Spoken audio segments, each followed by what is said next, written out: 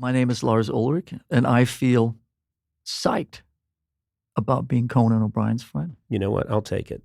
I'll take it. I mean, that's pretty cool. Psyched is a good word. Psyched does not come up on the spell checks on your iPhones until you've put it in like 9,000 times. But psyched is a big word in my vocabulary. I like that you broke the artificial intelligence of Apple to compliment me. We do what we can. Keep Apple on their toes. Not that they need it from us. But first of all, not too long ago, I go to see. I'm like a lot of us. I'm friends with Jack White. That's so right. I go back. I'm backstage at a Jack White show, and there you are, and you're just there as a fan, and I'm there as a fan, and we got to chat a little bit, and it was just cool to see you out enjoying music. Wherever Jack White is playing, if I'm in the same vicinity, I'm always there. I love Jack. Have loved him.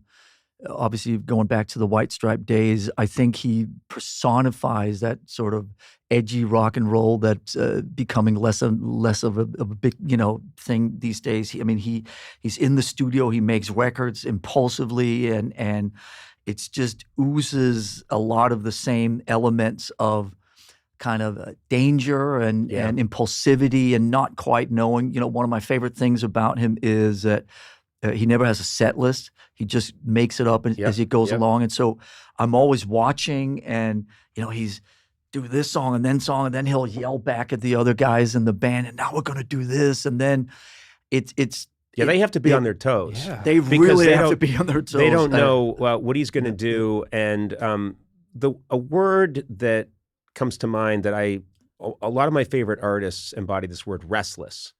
I think that's the word that comes up with me.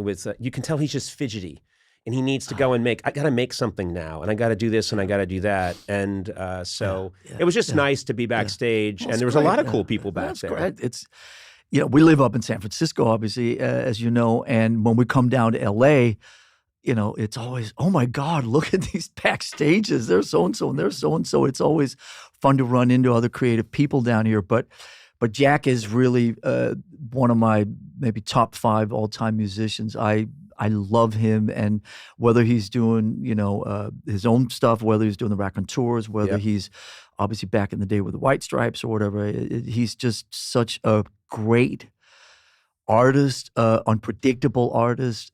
Always it's interesting to see where he goes. It's so inspiring, and on top of that, he's a really nice guy. He is a nice guy. Always welcomes you. We're in Nashville, a couple of years ago. We based out of Nashville for 2 weeks and played sort of the southeast of the States out of Nashville, and we were there for 2-3 weeks. And he just, come over to the house, let's go to dinner, come to Third Man. You go to his house, and there's a bowling alley, and you're hanging out, and hey, did you want to jam in the back in the studio? I mean, he's very embracive, and I love that kind of energy. Some of it sounds desperate to me. I'll be honest with you, Lars. Some of it, it sounds like Jack doesn't have enough to do. And Jack, if you're listening, and he's a friend, leave Lars alone, I think one night is fine, but then let's do this, let's do that. It gets sad, I'll tell you, I know what you're saying, but I'm going to get a text from Jack about this. We can text him right now. How soon did he call you after you gave him his number? Well, I'll tell you what, and Jack, if you're hearing this, I love you and nothing but love.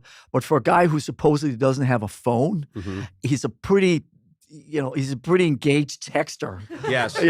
So I'm not really quite sure how that works out. I'm telling you, it's a sham. Wife's phone, or whether it's just got a computer, that he texts from, whatever. Also, he's so pro vinyl. He's got every time I go to his house, all he does is play CDs. That's all he does. And I'll go like, hey, well, can we check out that vinyl record? And he's like, no, I'm not going to listen to that shit. He said, if you want real quality CDs, and then it's like, more Blue Oyster Cult. Zune MP3.